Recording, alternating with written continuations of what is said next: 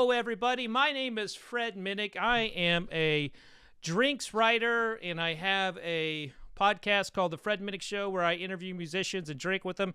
We are flipping the switch a little bit tonight. Mark Vollelunga from Nothing More is a bit of a beer connoisseur, and he's taking lead tonight. We're going to walk through a craft beer tasting. Mark, how you doing? I am well. I'm doing good. Doing very good. I'm ready to have some tasties. Are you ready for not drinking whiskey, Fred? Well, I often pair beer with whiskey, and I'll tell you that's one of the things that I look for in a beer. It's like, all right, what would pair really, really well with the whiskey, or what would quench my thirst after having a lot of whiskey? So that's why, like, I really lean toward like heavy beers. I'm a big fan of oatmeal stouts, and I like lagers and pilsners because they're nice, clean, and crisp. Yeah, I agree with that. Yeah, pilsners are good for resetting things. Honestly, if I'm having something super fruity or super flavorful, and I need to kind of skip from one genre to another, it's good to have like a pilsner right in between. So I hear you there for cleansing the palate. Yeah. Now, what do you drink? What do you drink before you go on the stage? Actually, not beer at all. I wish I could do beer. I used to, but as you know, beer, it sometimes really makes you feel bloated. So, and as well as singing, you know, uh, it's just, you end up burping a lot. So, I'm go up to sing my backup parts and it's like, bleh, burp all over the microphone. That doesn't help. So I tried wine for a bit, but that was a little too pinky out. I can't like rock hard and like be offensive or whatever, with wine. So actually the drink of choice is weird, but it's typically Jameson and Pedialyte. Okay, Pedialyte, huh? Is that to keep you like energized and keep the electrolytes moving? Yes, absolutely. So it's good. It's like I have, the liquor, the whiskey to take the edge off and kind of, to feel it really get me out of my head. And I can speak for the other guys too, that we all typically do a shot before going on stage. But during stage, yeah, I like to have, whiskey and Pedialyte or Gatorade if there isn't Pedialyte around. It's okay. It's not the best, but honestly, just not doing carbonation is important just for singing. Otherwise I'll just be burping all over the place. Okay, all right. So what would be the worst place to have a burp in one of your backup vocal spots? What would be the worst absolute spot to have the burp? Man, that's a good question. I'd say first track off of Stories We Tell Ourselves is Do You Really Want It? And there's a lot of like yell, screamy vocals that Dan and I both do during the verses. So that's definitely a spot because it's often, and where our vocal is almost as present as the lead vocal. So definitely right there. How would Johnny react if he got a good old fashioned beer burp in the middle of it? What would he do? Would he get like? Would he be like, "What's up, Mark?" Oh yeah, He totally give me the death glare. It's like, ooh, the P Funk. George Clinton, like, gotcha. But in all honesty, I'm pretty sure I don't exist in his mix, in his in-ear mix. So it's so I'm not sure he would hear it anyway. Got it. So we are getting a lot of really good questions in the chat. And by the way, we are streaming on my channel on YouTube as well as my Facebook and all the Nothing More platforms. So we're combined. We're on DLive, Periscope, 2 YouTube channels, 2 Facebook pages, an app, and Twitch. Did I miss anything? I think you covered all the bases.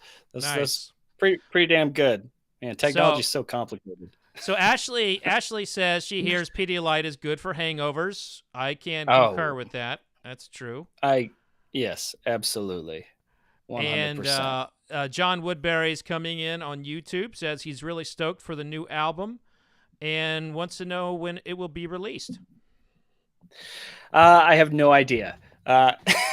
So the projected plan, a year from now, hopefully, fingers crossed for sure.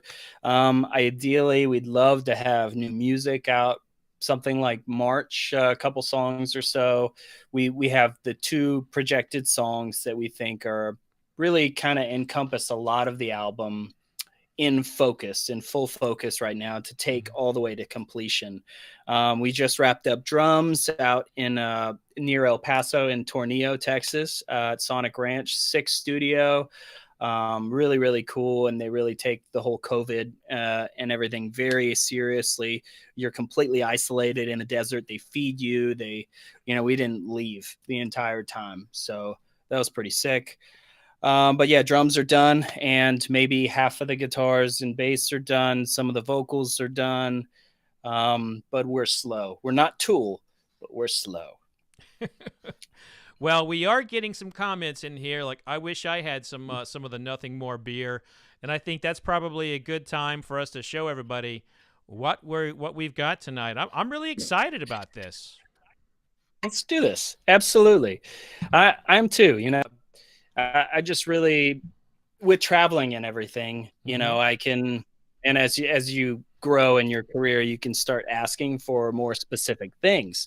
So asking for like specific local beer on our hospitality list became a really cool thing and a way to like start sampling, along with obviously on the day off, trying to hit up a brewery in the area and, meet up with friends and whatnot, which hopefully we can all enjoy again, as traveling comes back into our lives next year, I hope.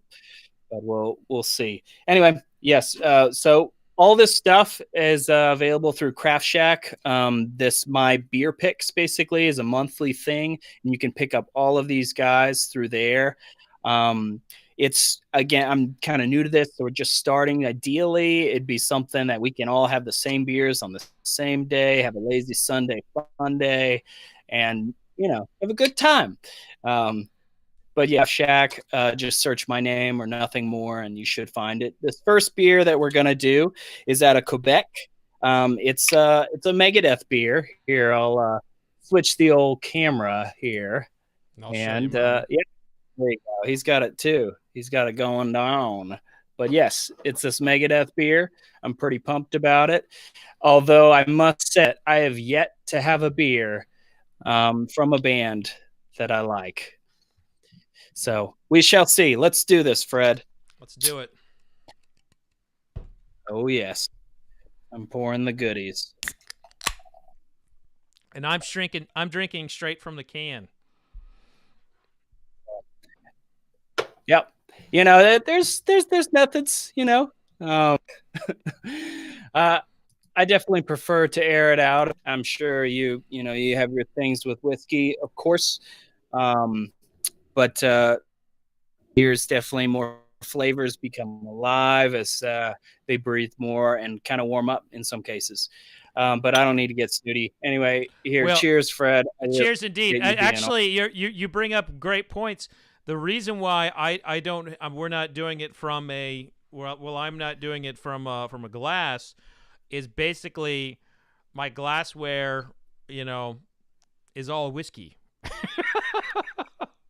So I've got cocktail glassware.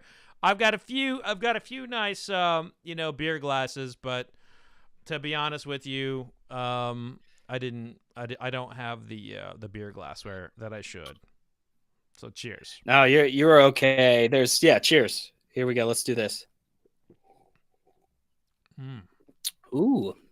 Oh, that hits the spot. That's good. This is the best band beer I've had thus far. Wow. That's good. Way to go, Unibroue. That's great, man. I'm definitely a fan of the sours. Are difficult a lot of the times because they get real funky, and you have a lot of the weird kind of bacteria kind of lurking around.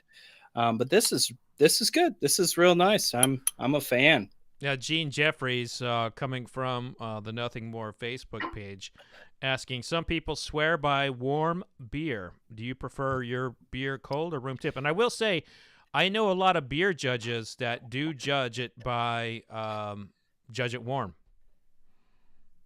Yeah, That's interesting. I'm all over the place. A lot of stouts are better when they've been heated up, and I'd agree with that. And then obviously you have a lot of terrible beer is a lot better cold, so you can't even taste it, and it just goes down. So there's this. I think it's great cold, super refreshing. Um, not into the sour beers, you should get into the sour beers. This one's the pucker is pretty subtle, but it's still slightly there, which I like. It's good. Again, the best band beer. Way to go, Megadeth, Dave Mustaine, making it happen. I like it. But I mean, are we surprised though? I mean, Megadeth always is bringing it. They're not they're not going to put out something that's cookie cutter bullshit. There you go. I agree. So again, this live stream that we're doing, mine is called A Few Good Brews. It happens monthly, and you can see all of these and watch them again. Normally it's exclusive. This is a special one we're doing, but you can see all of them via our app on The Few. You can just search it in the App Store, nothing more on Google Play or whatever the interwebs tell you to download the information's on. So the cyberwebs. All right. Yeah. One other thing, Mark.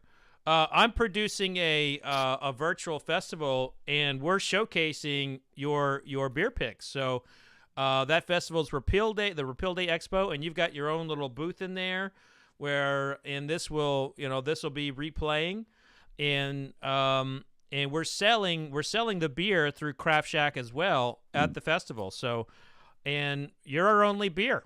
You're our only beer area. Oh wow. Yeah. Damn, that's awesome. That's very cool. I'm honored. I'm really excited. And speaking of Repeal, so if you could give a little background on that. I know some about it for me and for everybody else listening on what Repeal is and its significance.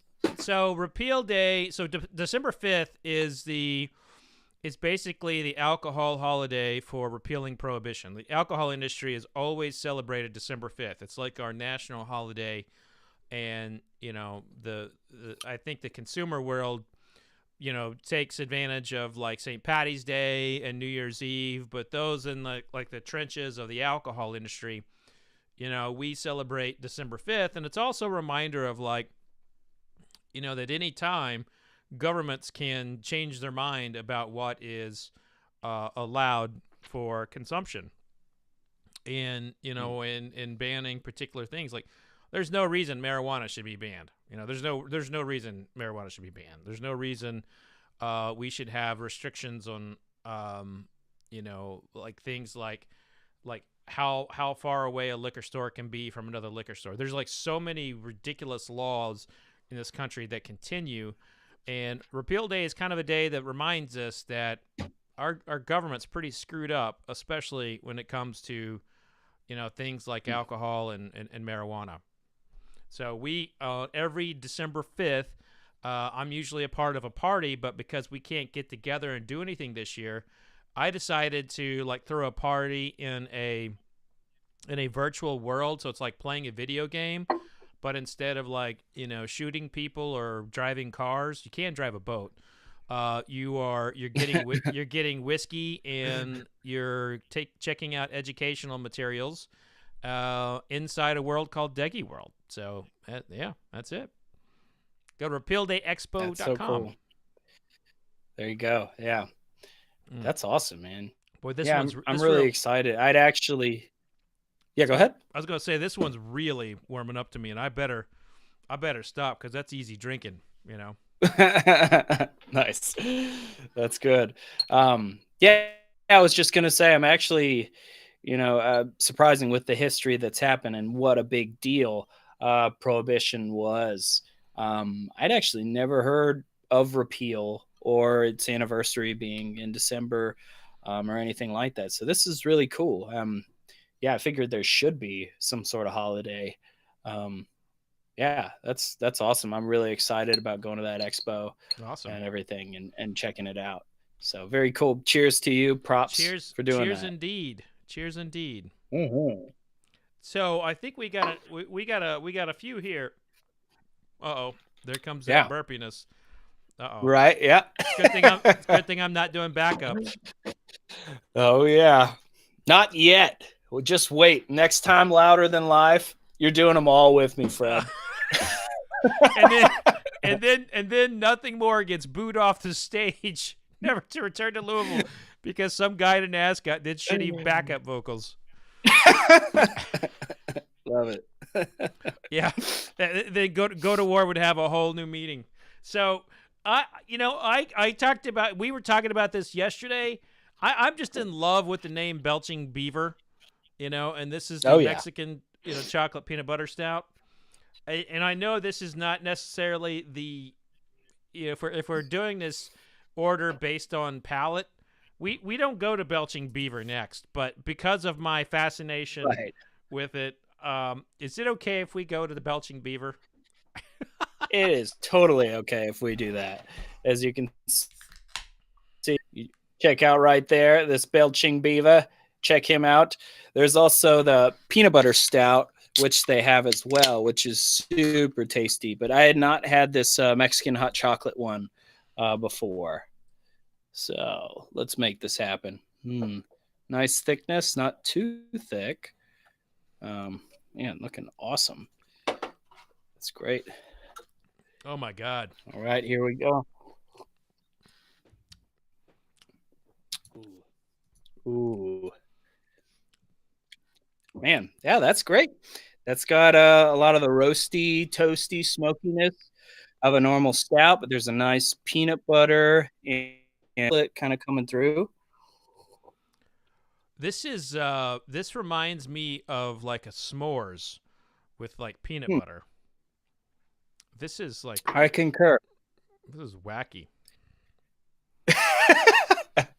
I don't know if I would say that this is total Mexican hot chocolate. I feel like there needs to be more like nutmeg or cinnamon in it.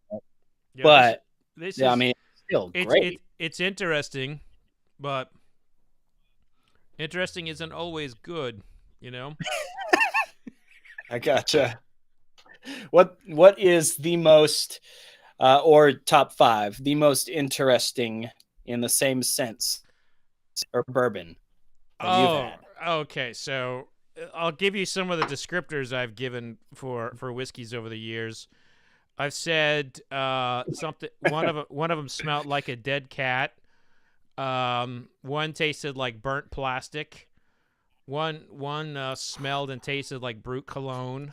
Oh man! And then one was like one smelled like the. Do you remember when you were a kid and they put like sawdust over, like a kid like threw up on the playground and they put that sawdust over it?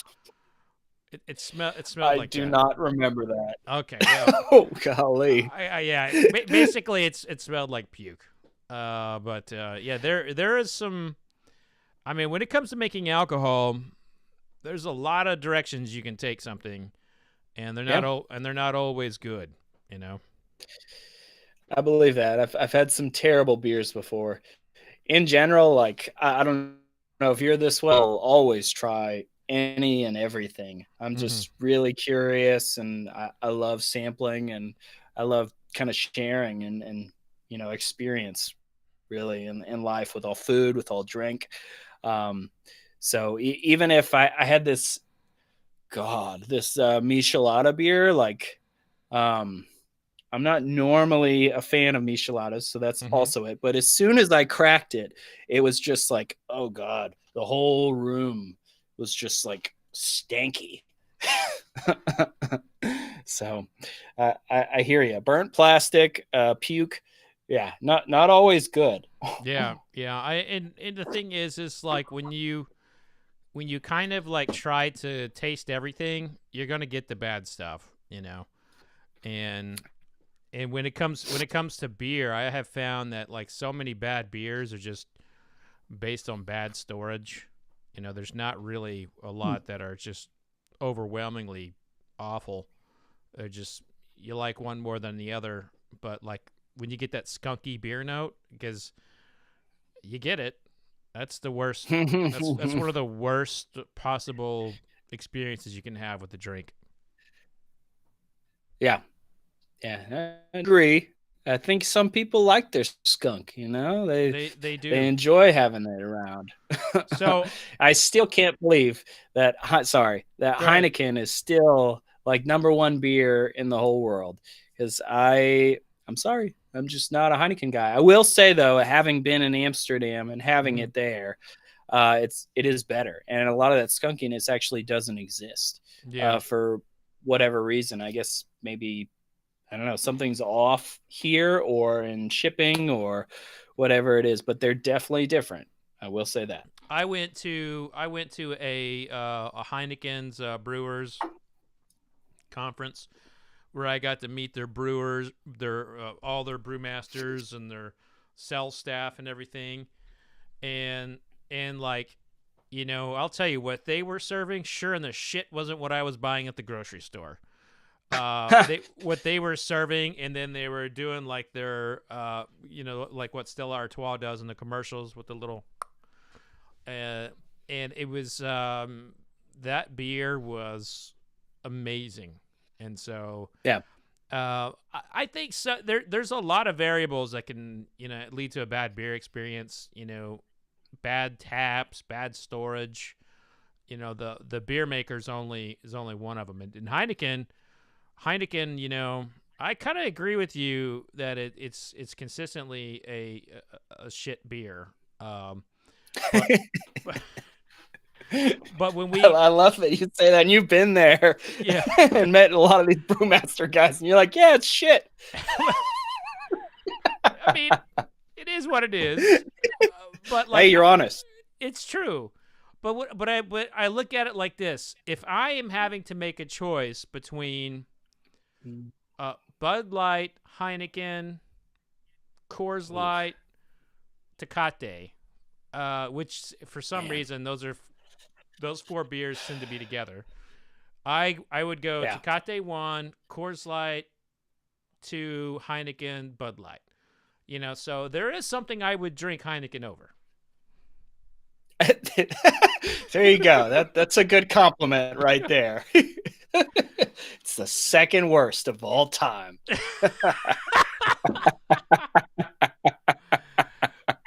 Now here's we have a really nice question that came in through the chat, and I think it could actually lead to our next tasting if you want to take it that way.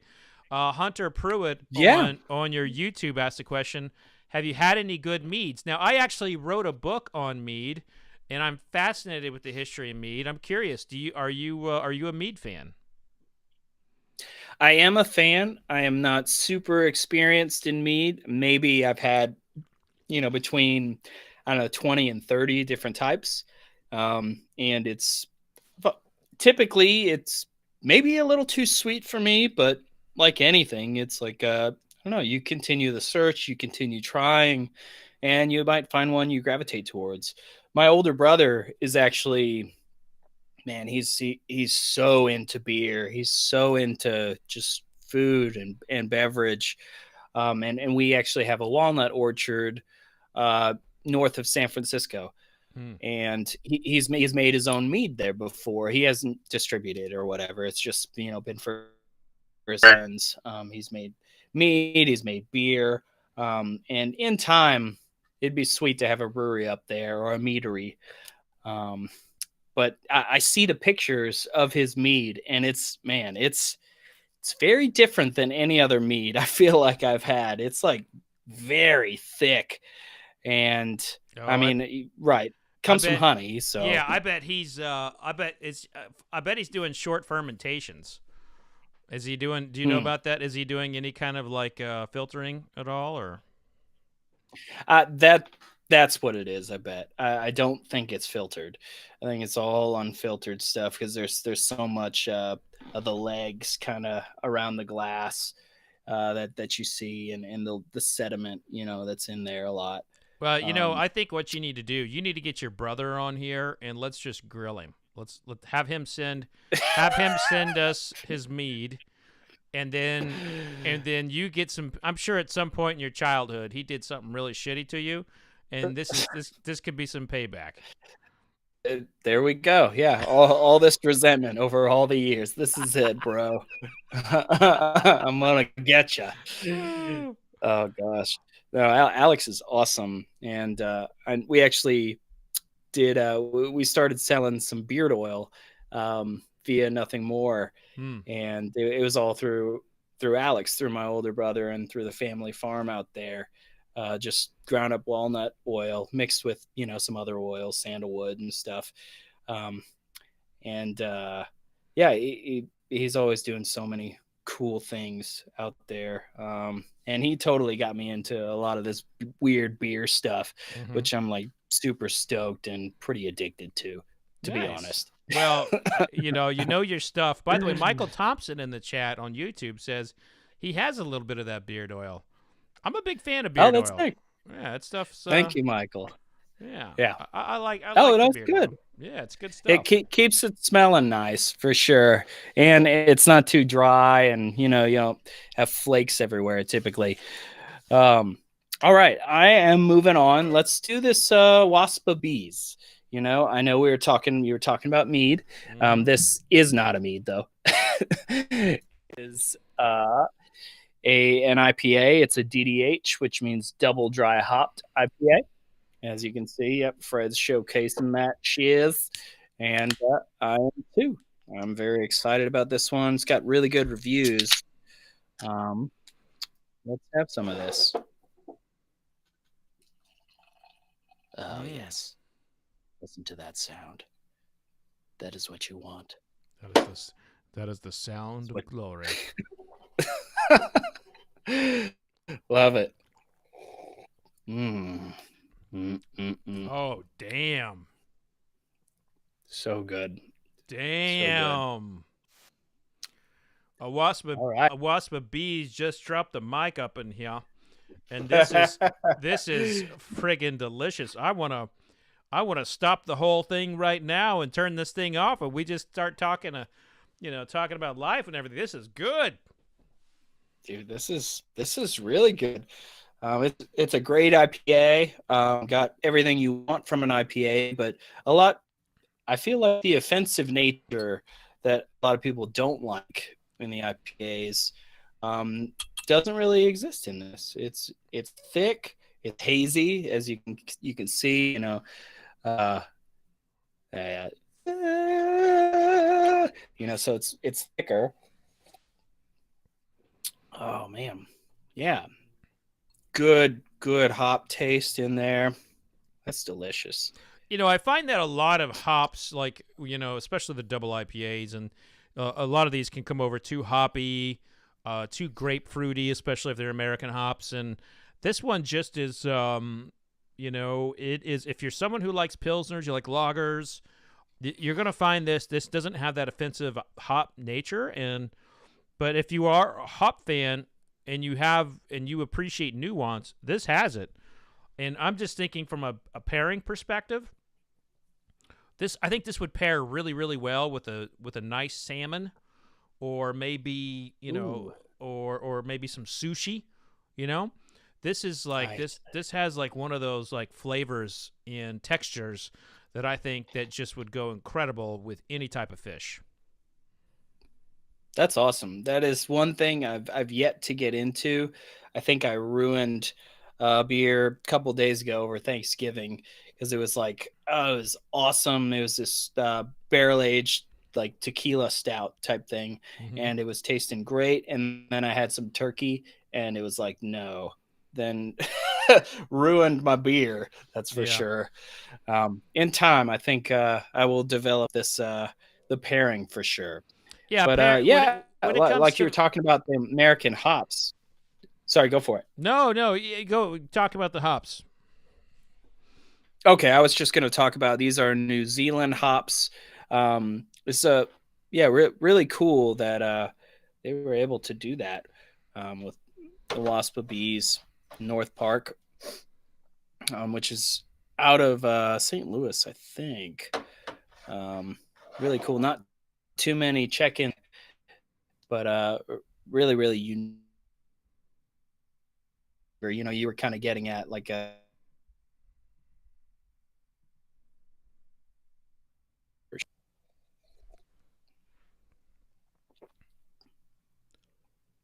you there? I am. You were coming in a little Okay. broken up there. The technology, Okay. the cyber webs, the Heineken. I'm told from my security team that the Heineken, police have started working with the Russians to tap into this feed. So There you go. I think you're right. So That's too when funny. you're done with the show, do you go to a nice? What kind of beer do you go to, or what do you drink after a show? That's a good question. Um, Man, honestly, so much of my go-to is what have I not had before.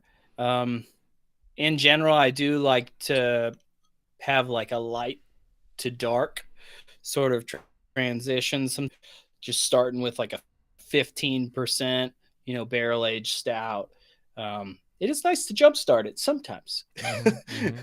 um, but man, honestly, after this, I will finish all of these beers, and I'm not drinking them all right now because, yeah, I'd be wasted.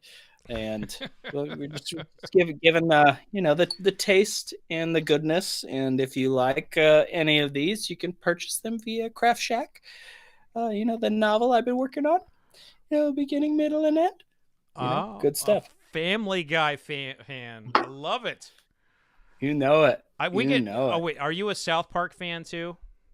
Oh, you kidding me? Of course. We could probably have entire conversations between like South Park, comments and like and Family Guy.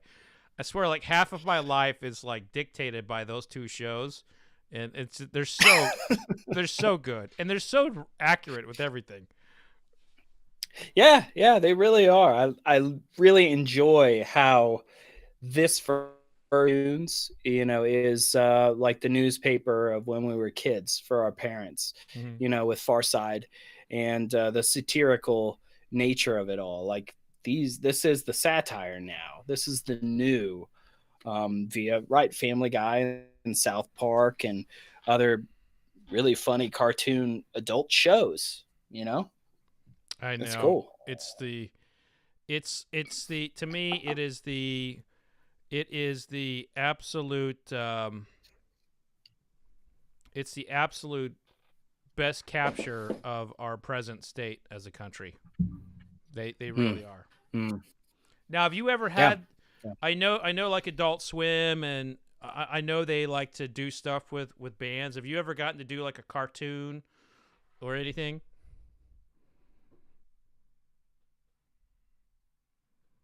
Mark,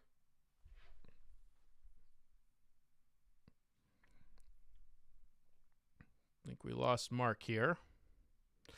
So I'm going to. Hopefully he will. There he is. You back? Yeah, I heard you this whole time. Oh, I think the damn Heineken, they're I on it. I know, right? Um, Like they're on it, bastards. yeah, I think if I idle too long, I think my computer's like so maybe that's what's happening. But I was asking you via nothing more, like this cartoon show thing, or sorry, maybe I missed some of the question. Yeah, so I was like, what are the things that these like there's a lot of cartoons that a lot of bands get approached by like Adult Swim and some of these types of cartoons have you gotten to like how much have you gotten to do in the cartoony world? Like maybe there's a Family Guy appearance in the future. Oh geez, man, that's definitely a milestone in making it, if you will. Uh, no, we've never been approached by any of that. I think like some people have written whole novels and scripts from, albums and lyrics and things that they've seen. But no, I haven't. We haven't been approached by anything like that. Although there may be in the future, kind of with things we're doing via the app, Mm-hmm. and the mathematical logistical systems. basically the symbols that you see that are associated, right there on the screen under our name. We are using a lot of those to kind of do this interesting um, uh, card type of thing into where it like sort of places you into a category to where it's like your symbol is this guy and this is why type of thing. So it's sort of horoscope like. Johnny's getting really excited about all this stuff and into exploring it. And I think we may come up and actually do kind of like a comic sort of type of thing to where we can explore a lot of this symbolism stuff. Right on. I'm So not sure. Okay, so cool. I wasn't sure if you're yeah, following me. we're still getting you. We do have some nice questions coming in on the chat. Just a general comment here for Feta Teresa. Hey, Mark, big hug from Mexico. Hope nothing more back in Mexico, and hope to see you guys back in Mexico in the near future. So, Mexico is a great place to play, is it not? Yeah, it's been awesome. That was actually our last show that we have played. It was like right around this time, actually Thanksgiving weekend last year. So it's been a whole freaking year since we've played a show, which is really weird. Wow. But and it was a blast. Go Mexico City. You were sick. I hope we can do it again soon. And Cool Running is wanting to know what is in your background. And I will admit, I was wondering what that little oval thing is to your right, to your back right. Right. Yeah, it's a spaceship that I have. It actually it's for Baby Yoda. If you've been watching The Mandalorian, this is what he rides in. No, it's like this semicircle, basically mic holder. You probably can't see because of the colors, but it's just this semicircle that kind of surrounds you and deadens all the sound when you sing into it. So it's just a great thing to record vocals with. So that is awesome, and I'm grateful to have it here. It will be used for all the backups that I track for this record. Minus the beer burps, though. So no. You're right. Now it totally looks like the Baby Yoda traveling thing, which I know. I have a feeling like we watch like all the same shows because you're like hitting all of them that I watch. Do you by chance watch the Vikings? Do you watch the Vikings? Because if you do that, that's like miss that one. No, I don't watch Vikings. My little brother's super stoked on that and has been watching the whole time. I probably should though. I think I'd get into it. You second that? Oh, it is great writing and like having like done the actual history, into it. It's fascinating. It's absolutely fascinating. And I would recommend the Vikings over Game of Thrones because the Game of Thrones just took a big giant shit on the front lawn the last 3 seasons. So I know. Yeah, everybody has said that. I never jumped on the Game of Thrones train. I think it was just like, oh, this is just like softcore porn, like the first 2 seasons or whatever. And it wasn't really something my wife and I gravitated towards, although we just gravitated towards zombies and became obsessed with Walking Dead. Yeah, that was a good one. It just like I had to stop watching it because I would go somewhere and I would start actually mentally preparing for zombies coming over the hill. I was like, oh, fuck that show. It's fucking with my daily life. I ain't watching it anymore. But, speaking of South Park, we brought up South Park earlier, and they did a great parody on Game of Thrones. You're bringing up how it was Game of Thrones was like softcore porn to you. You remember the song that they had? The song, it was Wiener Wiener Wiener Wiener Wiener.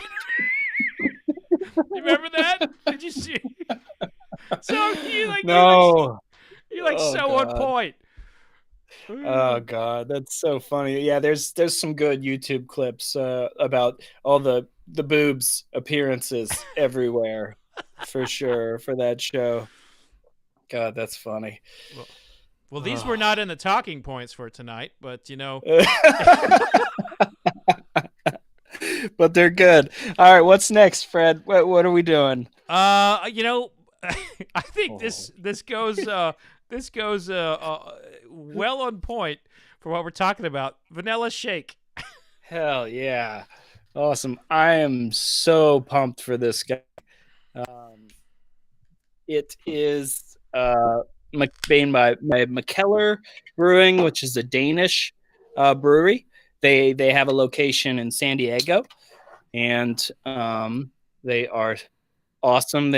If you ever see anything, they are more expensive, but it is, I'd say, 90% of the time worth the money. So I see it doesn't look like a vanilla shake. Definitely steak. I feel like we're getting into with this puppy. Man, it kind of smells like coffee. Yeah, yeah. Is it on? Is it vanilla shake like? And here we go. Oh my God! Yes, yes, it is. Damn, Wow. damn. That is a vanilla shake, and it ends with the yeah, boozy coffee, like you were saying for sure. But Yeah. man, that on the nose, it's straight up vanilla. Wow, that's so good. So one of my YouTube members is commenting. Mm. Bruin says Danish brewer, originally a high school chemistry teacher. Dude, that's awesome. Yeah, I did not know that. That's very cool. Good. Yeah. Well, I feel like that's what all monks are, you know? It's like monks and chemists and scientists and just figuring stuff out, and that's awesome. So from chemistry to beer brewer. That's sick. And as we have seen based on Breaking Bad, that math teachers can make a lot of things that will get you fucked up. So this you are correct. This vanilla shake here though is not one of those. This is like a sipping. This is a sipping, real tasty. It is. I don't think you could pair this with anything outside of maybe like a light dessert. But yeah, I mean, it's still finishing on my palate. It's very nice. Yeah, it definitely keeps going. 12%, so it's up there for sure. Yeah. It'll get her done, you know. Man. Oh, that's really good. Yeah, that'll get you. I definitely take that. Oh, that's good. I wanted to ask you actually, or talk to you about your session with Killer Mike. I think you've done. I don't know if you've done one with him, but I listened to one of the podcasts you did, and I'm a big fan of Killer Mike and Run the Jewels, and a lot of the stuff they do. But they actually just did a cool beer collaboration with 12 different breweries around the world, and they've all kind of taken this recipe and kind of put their own spin on it.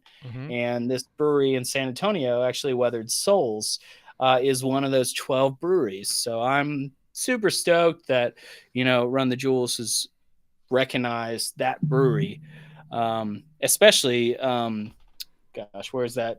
With this guy, Black is Beautiful, that movement that they did to get over 1,100 breweries on board to support everything going on in our culture via police brutality and, raising money for Black-owned businesses and all of that. And they were the ones to start it. And they're literally 5 miles from my house. And I couldn't be more proud of San Antonio, for doing something so cool to get the brewery community behind, people that are hurting and, want to be heard.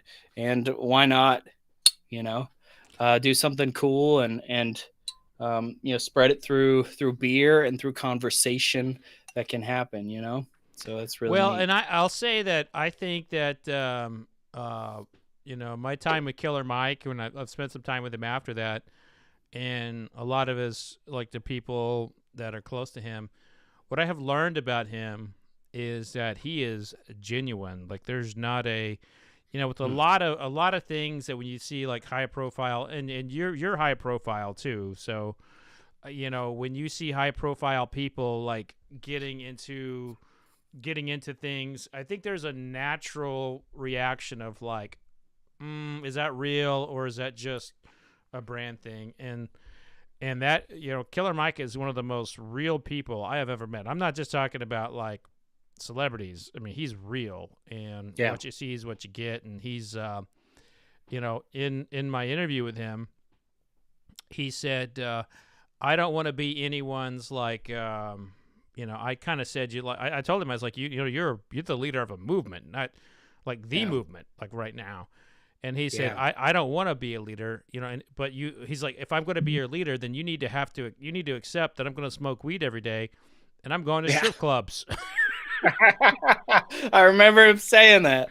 and the thing is like people want to, we still kind of have this like 1950s mentality of what, somebody in power or what somebody should do. And when I put Killer Mike on, when I've talked to other people about like racism and everything, I got a lot of like emails, comments, unfollows of people saying like, stick to whiskey. And it's the same that you see the athletes doing. And I think that we are, if we can't have uncomfortable conversations about things, we can't move forward. And, Killer Mike is not shy of having those uncomfortable conversations with anybody. And I think that right there is a trait that all of us need to have, because what's happening is people are closing the door on the opposite side. And so they're never going to hear what their opposition says, and they're living in a bubble. And we're, culturally, for God's sake, we really are getting ourselves more separated than we are connected. And I believe that having a drink can open a lot of doors. Not getting drunk and passing out on a concrete in the middle of a mud puddle, but having a drink and a conversation can go a long way to like helping our country. But no, you're right. And I really connected with that point when you guys were talking, basically saying it's like if our leaders, can get together over some drinks and just have conversation, learn about each other's lives, what's really going on, aside from other struggles that, yes, those things are important. But at the end of the day, it's like, man, you're a human being and I'm a human being. And what we go through on the daily is real. And let's talk about that. Let's have this experience, and let's grow, let's learn. Yeah, I'm all about that. Cheers, cheers indeed, my friend. Yeah. Now definitely. we do have a very interesting comment that came up in the chat, and here we are talking and drinking beer the whole time, and Abyss comments on YouTube, you guys are going to have to pee so badly. That's awesome. Not yet, but it, if we're 2/3 of the way through, I think we'll be good. I can't speak for Fred, but I think so. We are trained professionals. I'll say that, Abyss. I'm a trained professional, and my bladder knows to take a break when I'm on camera drinking. There you go. That's right. Yeah, get out of the way. It's the same way. This is so funny, but with touring, it's man, you're sorry for a word or whatever, but my butthole just learns, and my digestive system just learns that it's like, you know what? You will not have to go poop for the next 15 hours or whatever it is, from when you go to bed to when you wake up in the next city. And it's like, okay, cool, I got you, and it just learned. And to where it's like I'm at home and I'm on the regular. Like I wake up and I'm going to go to the bathroom. I eat breakfast. I'm going to go to the bathroom. Lunch, bathroom. Dinner, bathroom. I'm pretty much a regular guy. I drink a lot of coffee too, so that definitely helps things, go through. This is beer and bathroom talk with Fred Minnick and Mark Vollelunga. Well, we are being honest and real. Everybody farts. Everybody poops. So, all right, I'll give you my best. Like, it's actually really gross bathroom story. I was in the Army for 9 years, and one of the things that you had to do is you had to take your M16 everywhere. You have to take you cannot leave. You sleep with your gun or your weapon. You take it with you to the bathroom. Well, when I was a private, a fella dropped his M16 in a toilet. And by the way, these are the military toilets outdoors are basically like an 1852 outhouse with a trough underneath, and it's like a pool of like the absolute worst. Oh man. He dropped his M16 in there. And the sergeants made him get in there and get it out himself. So which, by the way, I'm pretty sure was illegal. Yeah. So yeah. So there's that's like in Slumdog Millionaire or whatever, and see him crawling through the poop. Oh God. And we lost like 20 viewers within like the span. I don't know. Maybe we gained them. If we can't talk about bathrooms, folks, I don't know. Yeah. I don't want to talk to you. That's right. Yeah. So we do have another one. We have two more coming up.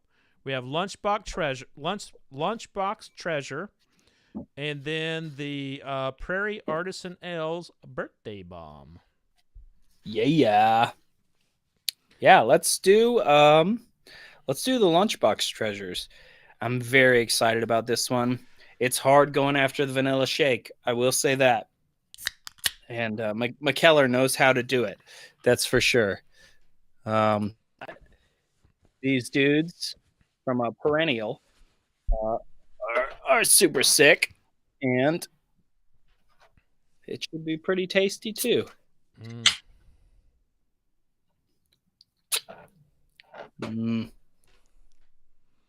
Yeah, I've read up on these guys a bit, and this beer is pretty well rated. Pretty tasty. This is an Imperial Stout with marshmallows, vanilla beans, cinnamon, and nutmeg. Ooh. Oh, wow. Yeah. Damn. That's good. That's really good. This is dessert. This is you're taking this over the creme brulee or the fatty McCheese pie or whatever it is that you're going to have. It's straight up a dessert. Yeah, that's really good. There was a lot of booze in that vanilla shake, and in this guy, no, it's seemingly invisible, in a good way. Yeah, it's a great dessert brew. A lot of cinnamon. There's a nice light marshmallow fluff type of goodness going on. Oh. Beer is good. Good. Right? Yeah. So, Brittany Fritz on Facebook is saying, "Since when do my favorite bands do a beer tasting live? This is so awesome." So this might be a good chance to tell everybody again, like how often you're going to be doing these beer tastings and how they can find out about them. Definitely. So, Craft Shack is an awesome place to where you can get all of these beers that you've seen us have. Just search my name or the band name, and they'll pop up. It happens once a month, and via the app. This is normally an exclusive, inclusive thing we're kind of doing, but since Fred is awesome, and we wanted to kind of get it out to everybody, kind of, hey, here's what's up, here's what we're doing. And if you want to see more of these, download our app, be involved, see what the Few is all about. So yeah, that's what's up. And here we are having a little bit of a Lunchbox treasures here. And oh goodness. This is really sweet. Yeah. Yeah, it's very sweet. I have to be in the mood for this one. I just can't open this one and drink it. Okay. This is a mood whiskey. Okay. I'm much more of a sweet guy. I do have a strong sweet tooth. So I definitely gravitate toward dessert beers a lot, and get really excited about, Girl Scout cookie beers and just crazy things that come out. My grandmother, who's 100% British, would just, golly, eat nothing but chocolate and sweets all the time. And I'm pretty sure that she lives on through me. Definitely. Wow. That's cool. Yeah. God rest her soul. Now, is there a beer that we've tasted that you want to go back to? Because I've got two beers that I want to go back to that I'm craving, and that's the Megadeth beer from Unibroue, and then the a Wasp of Bees. Like, I'm going to go back to those right now and see how they feel on the palate. Okay. That's awesome. That's cool. That's definitely man, you are mixing. I like this. I suppose I can do this too. I mean, yeah, that Megadeth's still great. Yeah. Beaver.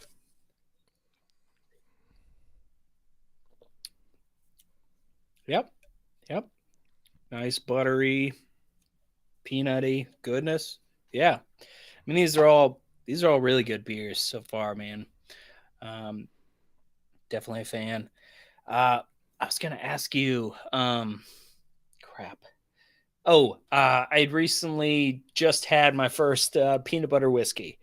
Tell me your thoughts on the whole peanut butter movement. No, it was Rebel Stoke.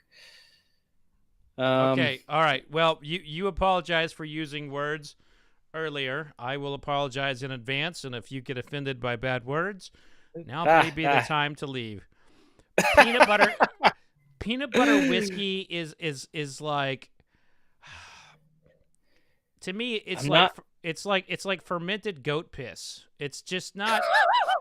There's just it smells awful. It tastes chemically off. And, whiskey was not meant to be flavored. Its flavoring is the fucking barrel. Vodka was meant to be flavored. So if you want to come up with a cream puff, doughboy vodka, knock yourself out. That's what vodka was intended to do, was to be flavored. Whiskey, like these flavored whiskeys, everybody was all over them between 2012 and 2016,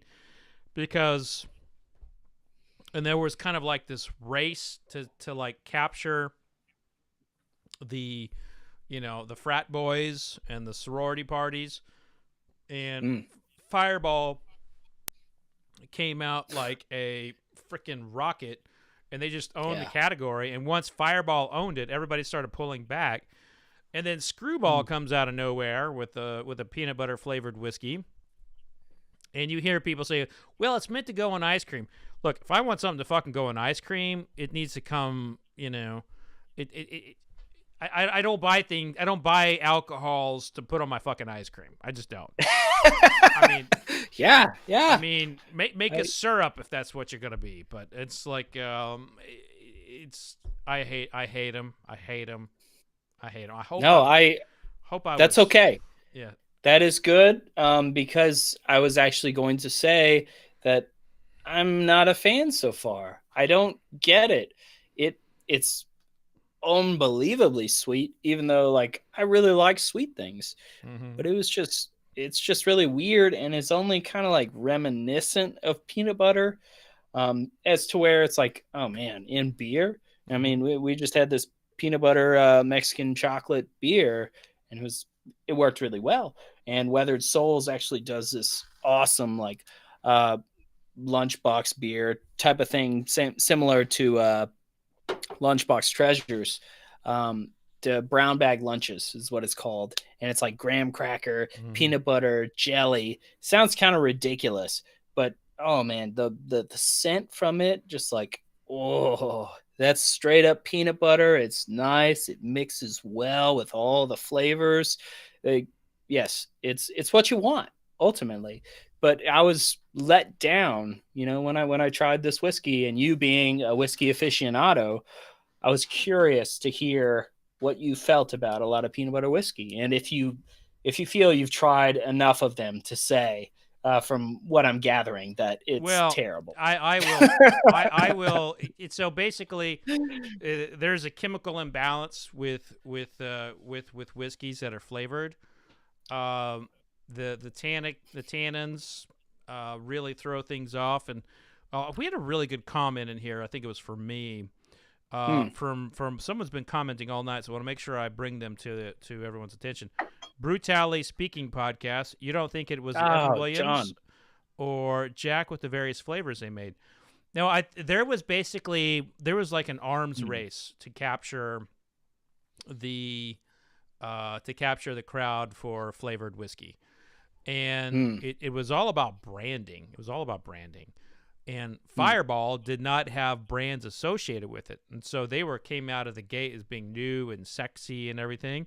Also made with Canadian whiskey, which I think does a better job with a flavoring component. American whiskey does not do well when you add flavors to it because it has so much tannins to it from the new charred oak barrel, whereas Canadian whiskey is going into used barrels. So those barrels are worked up. They're worked through pretty good. And so I feel like, the Canadian whiskey that's being used in Fireball is actually Fireball. I respect Fireball from a business perspective. I don't personally like it, but if I was a 22-year-old shithead, I'd probably been drinking it on the steps of the Delta Chi, fraternity house. Right. Yeah. But so that's my thoughts there. Now we did have another comment in here from someone on YouTube.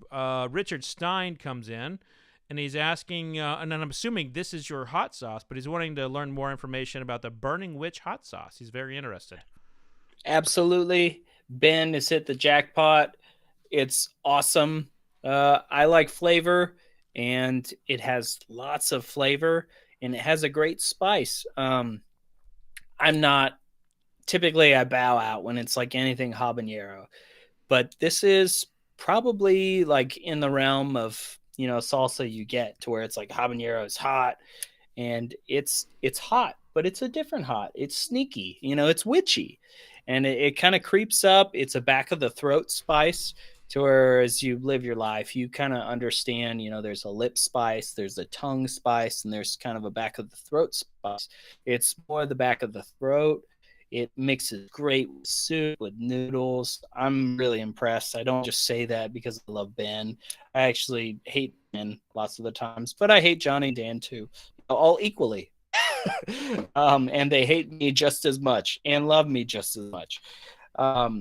That's like the story of every great band ever, right? Right? Like, do you all like when you're like going to like when you're coming up and you get your first manager, do they like give you a manual and say, okay, bass player, you're really supposed to hate the drummer, but you love the lead singer and you get along with the guitarist? I mean, do they give you a book? I mean, how does that work? I don't know.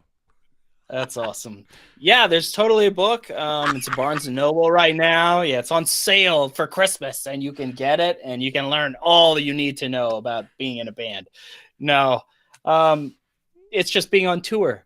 And I'm sure you can relate with, being abroad, being in Iraq, to where it's like you had your boys, to where it's like you fucking love those guys and you'd give anything for them, and then they pissed you off. It's like you learn the small things about them that it's like, oh, it's such a dummy. And I hate when he does this and does that. It's proximity. Living in a hallway does that to people. It's like, I'm tired of smelling your farts. and I'm the one that everybody's tired of smelling my farts, if I'm being honest, Are you? So we're going back to. By the way, we're going back to the bathroom conversations, everybody. So Oh, Lord. So what? So you? By the way, Jennifer Eidson says, we love Mark. So I think people like this candidness out of you, but Oh. what's making you gassy though? I'm curious. Is it like too much like dairy? Is it the beer? We got to figure this out here. That's a good question. I think it is the dairy. I love ice cream. I love sweets, but they don't always agree with my system.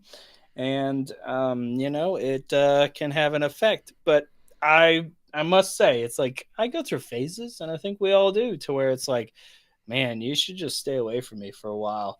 Or it's like I don't have any issues, and it's like it smells like roses. I mean, not really, but you know what I mean. Well, I have a thing for eggnog, and eggnog Oh comes. yeah. Yeah, I love me some eggnog. My wife will kick me out of the fucking house when I have eggnog. Dude, my wife hates eggnog too. That's so funny. We need to hang out, Fred. You need to come to San Antonio. I need to hang out in I Louisville. I I'll bring typically my kid. I It'll typically am. I'm happen. in San Antonio every year for the San Antonio Cocktail Conference, Damn, and yeah. I'm a big fan of like the Esquire. I love there's a restaurant there. The name is escaping me, but it's got like all of these like hams hanging up and in like the Yeah. old brewery area. I can't think of it, but it's so good. Pearl. Yeah, The Pearl Pearl Brewery, right? Pearl Brewery, and then there's like a really nice restaurant there. The guy was up for Yep. a James Beard. Can't think of it, but it's so awesome. I, Now we I we think do I, have I know what you're talking about. Yep. we do have one. We got the Prairie Artisan birthday bomb. This Yep. is this is the one before we went live. You said this is the one you were most looking forward to. Yeah, this is it's a barrel aged beer just because you're a whiskey guy, and it's been aged in whiskey barrels or bourbon barrels, and it has a really cool like spicy finish, and I enjoy that. It's been a while since I feel like I first got into these. My older brother introduced me to the bombs. They have so many ones, but the thing that's similar, it's like bomb. It's hot, so it's the end is kind of spicy. So that's what I dig. It's not my favorite beer, but Prairie Artisan Ales makes great beer. Again, you can get a lot of this probably anywhere near you, at a grocery store, at a liquor store, a bottle shop, or on Craft Shack. You can make it happen. But yeah, let's let's do this. I'll Oh, pour some goodness.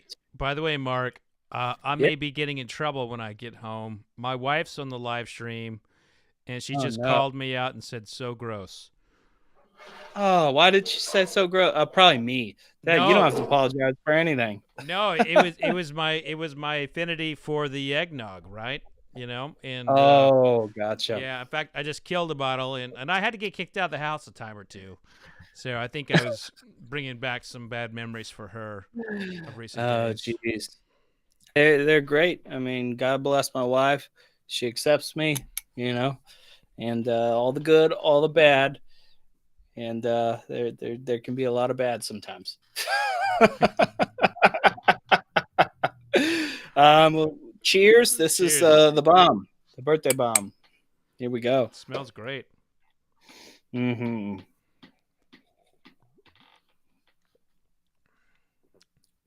Oh, damn. Mm. Man. That's just velvet on the tongue right there. It is. Yeah, real velvety. Yeah, the chili peppers are subtle there right at the end. That's really good. That's really good. I love this. Awesome. Good. I was going to say, with your experience with whiskey and bourbon, Mm-hmm. oh man, like, do you do blind taste tests? Do you like? Oh Are yeah, you yeah, yeah. able to?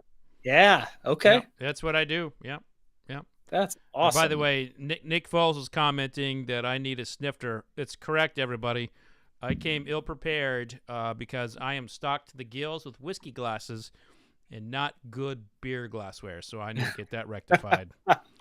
And by the way, all these beers can be purchased at Craft Shack. So Yes. you can go check out craftshack.com. Also, I haven't announced this yet. So the people watching it here tonight, I'm also doing something with Craft Shack. I got a whiskey club. Starting a whiskey club over there. Heck yeah. That's So awesome. I'm very excited about that. Yeah. Way to go, Craft Shack. Way to go, Clay, for being awesome. Thanks, Clay. Right. We Isn't love he awesome? you all By the the, time. Diana is saying that it's cured in San Antonio. Oh, I see that. Yeah, What does that mean? that's What cured? that's the restaurant with the hams hanging up in the Oh, old on yeah. the old Pearl brewery, you know. Gotcha. All right. Very cool. Thanks, Diana. So, based on this blind taste test, like, would you be able to tell the type of bourbon, like the type of that's hard, man. That's a reach. Like the barrel. Like, does your You know, tongue is your tongue that strong, Fred? there Tell me. I will tell you that I can spot Four Roses barrels, and I can spot Jack Daniel's barrels from when it comes to beer. Okay. The rest of them are kind of very similar. Okay. Gotcha. That's hard. Yeah. I would say this probably went into a this probably went into I don't fucking know. Yeah.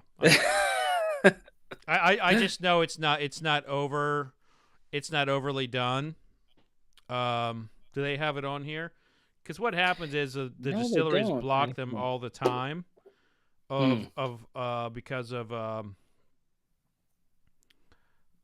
trademark stuff. But Yeah. Yeah. they love to sue each other. I could be wrong. Actually, it might not be barrel aged, which I feel really bad about. I'm sure somebody can fact check me and make it happen. And which I'll look up later. Most of their stuff, most of their stouts are definitely barrel aged, and they definitely have a lot of amazing brews. I actually had one with my nephew earlier. Noir, Prairie Noir, which was really awesome, and a bourbon paradise, which was delicious too. Jeez. Good stuff. So many beers out there, so little time. So many I beers, so many know. whiskeys. I wanted to ask you. So for for beer for Untapped, it's like, okay, you can check into this beer and you can find out that this is what it's rated, this is where it's located. Like, oh man, if I'm in the UK and I don't know the area, I like look up, okay, pubs near me, because there's so many in freaking London. It's like, where can I go and actually have a good beer that I enjoy and not just crap. And it's so helpful. Is there something like that for liquor or for whiskey? I will tell you that I tried to create something, and as you have probably learned with your own app, it's very difficult doing apps. They're not easy, and yeah. And I came through a few snags, and I just decided, I was in beta, and I just decided to move on. Yeah. And so there's not the best app that we have in the space is probably Distiller. And it's not necessarily about where you can find it. It's more about what it's a kind of like a more of a collective review. But you have to remember too that there are really 9 distilleries creating the majority of American whiskey, and it's a lot easier to do a brewery than it is a distillery. And distillers are about brands, and it's not the category of beer just moves more, and so like it's not a brewery can be 20 breweries like a place like North Carolina, Ashland, is it Ashland? I think Ashland, North Carolina. Asheville. Asheville, North Carolina has 20, 30 breweries, and you could not do that with a distillery, because there's a lot a lot more volatile compounds. There's a lot more water sucking, from the community. So distilleries, it can be a burden on a community because there's so much stuff. So Yeah. Base Okay. of all says he just goes to the Fred Minnick show. I like that. Oh, there you go. All right. That's how you know. Yeah, I do. I do have to work on the organization of like my reviews and stuff. But I got my best. I've got my best everyday bourbon coming up. That's going to be Thursday. Ooh, It's going to be a blind tasting face off. I'm excited about it. Okay. Man, that's awesome. So I get the blind part. Tell me more about that. Like, what's exactly happening on Thursday? So Thursday, I'll be like checking out all of these. So I've been tasting throughout the year, and then I've got like a list of things that I've bought that I really, really liked. I didn't have to spend a lot of money on. I did some blind tastings on them previously. Now I'm throwing them all in a blind tasting, and we'll see who wins. And that'll be my winner, and they will go on to compete for best American whiskey. That's badass. That's really cool. Living the dream, Fred. Right? Like I say every time we connect, man, I'm living the dream for real, for reals. That's good. You're right. I was struggling upon Thanksgiving and to just having my own inner reflection of what I can be grateful and thankful for this year. And it really it just goes back to the basics. Like, man, like I'm just thankful I have a job that I love. And gosh, man, it was so great that our band went into recording and not touring when this hit. We're okay. We're able to sustain our salaries and our lifestyles and everything. I know many have been hit so hard, and like I feel bad about myself. Into like, it's nice to be able to go out and hang out with friends, and go over here and hang out with you, and hang out with this guy and this guy, and it's I just need to be grateful for what I have. I was having a hard time like thinking like what do I have to be thankful for this year, and it was hard. Like, man, I feel like I've been mentally for lack of a better word challenged, which isn't that, but this year, like more than ever before, we all hate 2020. That's obvious.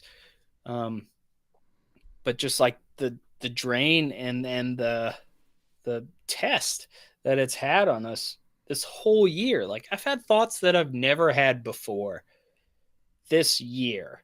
Yeah. And it's been really so hard. It's been really hard. And my producer for my podcast is fighting COVID right now, and she's had it for a week and a half. Her fever just broke yesterday after having it for 7 straight days. She's got a cough that makes every single fiber in her body ache, and like I and we've a lot of us have known people that have had it and have died, and it has completely punched us in the gut. And then all our reaction to everything, the restrictions on everything, puts us in the front line and center of a lot of complicated debates. Yeah. I didn't think that 2020 would be the year that I would be listening to conversations about whether a mask is constitutional. To be honest with you, as we were rolling into 2020, Well, this was going to be a record year that I was going to be doing stuff with Metallica. I was going to be doing, I was going to have like a national hotel chain bourbon dinner series. I mean, I had all these things lined up, and then within a span of a few days, all gone. And then my wife tells me she's on the at her hospital, she's on the task force for coronavirus. oh God.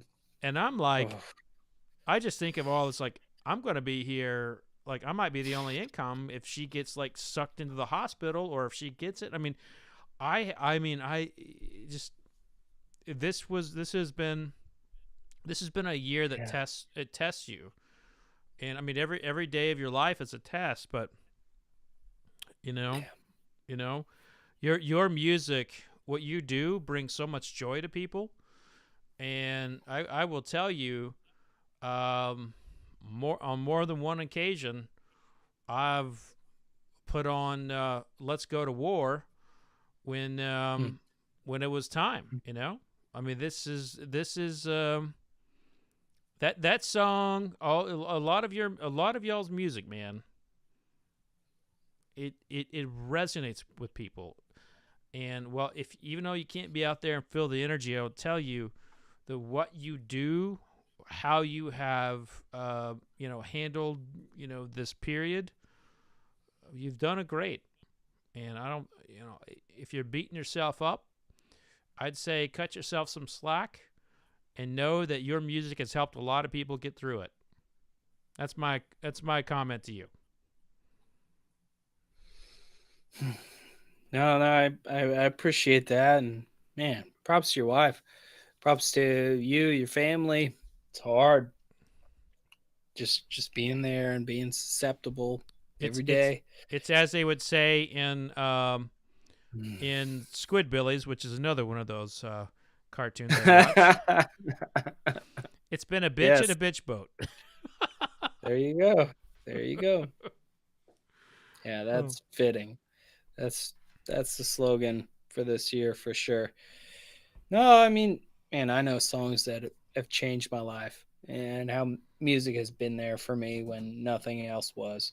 And I'm definitely grateful and blessed to be able to do it day in, day out, and to provide that solace, that shelter for others. That's definitely a blessing. Right on, man. Well, we're getting heavy. Weird. We're getting heavy. I know. That is how it works, though. Yep. It's how it works. When you have good drink, and you're with friends, you have discussions that lead to things, and and there's a reason why there's the "I love you, man." There's a reason why that exists.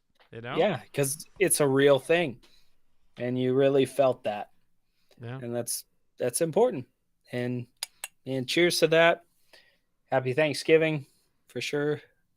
To you, Fred. Thanks for being a part of this. Thanks for letting me be a part. Again, for everybody watching, this has been the Fred Minnick Show. A few good brews with me, and we appreciate you. And yeah. Cheers. Oh, Megadeth wins. Megadeth wins for me. It starts. You go to who you are. You go to the I like the clean. I like the flavor in this. It's just really, really, really, really easy drinking. I like it. Yeah. After that, for me, it's gonna be the Prairie. Prairie comes in second. I do find that this was absolutely delicious. Then Wasp of Bees. But I also think that on a different day, I would take the Vanilla Shake as my favorite. When it comes to like what you like in a certain time frame, It's all about your mood and what you're what you like and so forth. And then, I wanted to like the Belching Beaver more, but I just didn't. And I think it might be I like peanut butter. I don't want to taste it in a liquid. So for that fact that Belching Beaver comes in last, the treasure box or the Lunchbox treasures comes in a very there's only one here that I wouldn't drink, and it's the Belching Beaver. The irony is because I was so excited about Belching Beaver, and it just didn't, it just didn't do it for me. And it's like I don't like the peanut butter whiskey, I don't like the peanut butter Mexican chocolate peanut butter beer, so maybe that says something more about me that I've got a thing against peanut butter liquid. But this was an excellent lineup, man. If you all are not checking out Mark's selection at Craft Shack, go check that out right now. Unfortunately, YouTube prohibits us from putting links in the chats or descriptions for the sale of alcohol. But if you can do your due diligence, you can go check it out yourself. Just go to craftshack.com and search for Mark's name or Nothing More, and you're not going to go wrong. You're not going to go wrong. That's for sure. There you go. Well, That's Mark, awesome. Is there anything that you want to say before we close out? This happens monthly. Fred's happens all the time. He's got so many episodes. I've enjoyed going and listening to his podcast and learning more about whiskey, and especially seeing artists that I love and that I appreciate, and him just having a conversation with them through drink. Yeah. And it's really cool. It means a lot. Check that out. You can download our app via the App Store, blah, blah, blah. Craft Shack is awesome. Fred's awesome. Happy Thanksgiving. Happy Sunday Fun Day. Let's get back to work Monday. Oh! Right. And so thank you for that, Mark. My next guest on the podcast is Ludacris. So Ludacris did something to a whiskey that I would never do. He drank straight from a $15,000 bottle. He just picked it up and goes, man, that's good. Oh, my God. Yeah. That's so cool. But I watched that Snoop Dogg thing that it was like the $5 million,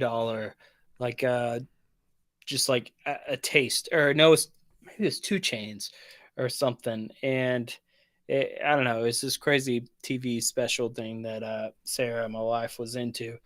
And I couldn't believe it. Like just for a shot, it was like $5 million or something stupid like that. Wow, that sounds. Was it the seed of Jesus? I mean, Jesus. Right? I mean, yeah, Jesus. Oh. Right. That's wild. That's cool. Check Fred out. Check out Ludacris. That's awesome. Props, man. Ludacris. Cheers, cool. man. And go to repealdayexpo.com to get more information about that upcoming event. But Mark, it was I'm such a big fan of Nothing More. As I interviewed Johnny, Johnny Hawkins, lead singer of Nothing More, earlier this year, and I told him how big of a fan I am and how much your band meant to me. And it's just so exciting to continue, this friendship and to have a drink with you guys. I really mean it. Like, you all, there's many great things ahead for this band. You are still very young, and you're in all kinds of commercials, and you're all kinds of like sports stations. Like, you got the sound, you got the hit, you got more to come, man. It'll be good. Cheers. Definitely. Yeah. Let love overcome. Cheers, be safe, man. everybody. Be safe, everybody. Remember, vodka sucks. Vodka sucks. Vodka sucks.